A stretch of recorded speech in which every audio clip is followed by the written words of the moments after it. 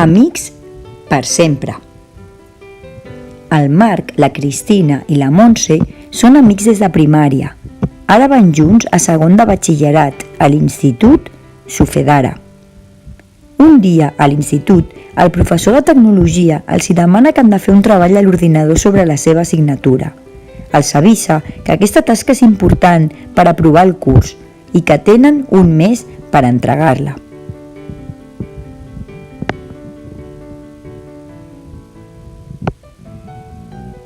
Decideixen per WhatsApp quedar el dia següent a les 4, a casa de la Cristina. La Montse és puntual, però a les 5 encara no havia arribat el Marc i quan el truquen no agafava el telèfon.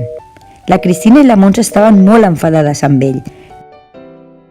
El dia següent van aprofitar l'hora del pati per preguntar-li al Marc si tenia algun problema.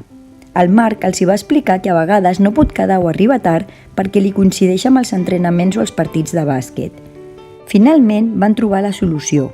Farien un calendari amb els horaris de bàsquet del Marc, dels partits i dels entrenaments. Així podrien quedar quan ell tingués lliure. El Marc, per la seva part, es va comprometre a no tornar a faltar mai. Un dissabte, la Cristina i la Montse van anar a veure un partit del Marc i el van animar molt,